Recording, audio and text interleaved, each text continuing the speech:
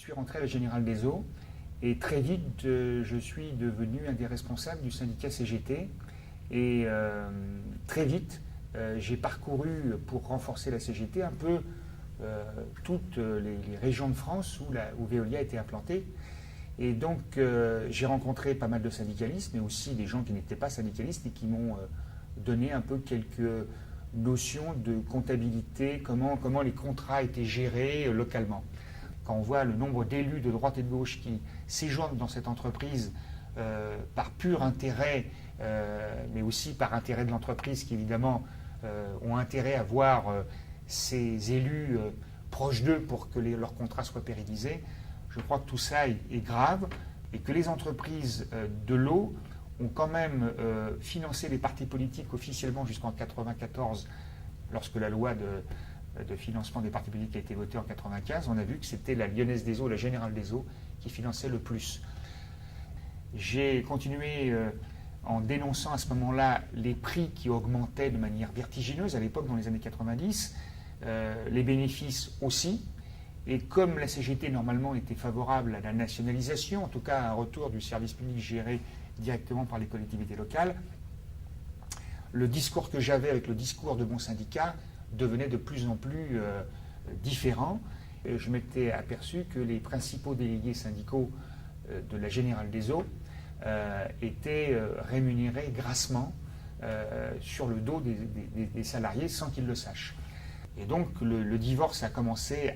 exactement à l'arrivée de Jean-Marie Messier, donc en 1996, où il a organisé d'ailleurs une conférence à La Baule au mois d'août 1996, réunissant Nicole Notat, les principaux dirigeants syndicaux et les principaux dirigeants de l'entreprise Générale des Eaux, qui va devenir 2 ans plus tard Vivendi, puis 5 ans plus tard Veolia, pour que la stratégie de l'entreprise, qui était axée sur l'eau, l'assainissement et les déchets, aille plus sur la communication. Et donc Vivendi Universal va être créé quelques années plus tard. Donc c'est à ce moment-là que, voyant cette nouvelle stratégie et l'inefficacité du syndicat CGT dont je faisais partie pour combattre la stratégie de l'entreprise, j'ai adhéré à l'association ATTAC, qui m'a permis de respirer et de comprendre que peut-être il fallait dénoncer ça de manière publique à l'extérieur de l'entreprise. C'est aussi au même moment que j'ai rencontré Mme Danielle Mitterrand, qui m'a aidé d'abord à faire quelques conférences pour dénoncer ces choses-là, à aller aussi à l'étranger, notamment à Porto Alegre, pour rencontrer d'autres altermondialistes qui dénonçaient la même chose. Donc j'ai vu que c'était un système généralisé. Et donc c'est à peu près à cette époque-là, donc en 2002, que j'ai décidé d'écrire avec un autre co-auteur, Olivier Langlais, le livre qui va s'appeler en 2003 « L'eau de Vivendi, les vérités inavouables », qui va entraîner 4 procès en diffamation, 2 par Veolia, 2 par la CGT. À partir de là, ce laps de temps entre 2002 et la sortie du livre a été difficile pour moi, parce que c'était là que j'avais conscience que j'allais peut-être devenir un lanceur d'alerte, même si le mot n'était pas encore utilisé, parce qu'à partir du moment où on sort à l'extérieur de l'entreprise, on se fait connaître pour dénoncer les dérives internes, forcément, ça allait se traduire probablement par un licenciement, en tout cas par des ennuis. Donc j'en ai parlé à ma femme et à mes enfants pour savoir ce qu'ils en pensaient, aussi pour des raisons financières, parce que mon emploi risquait d'être perdu. J'allais à l'époque avoir une 50aine d'années, que mes enfants allaient encore à l'école. Donc tout ça était un risque assez énorme. Et en fin de compte, ma femme m'a poussé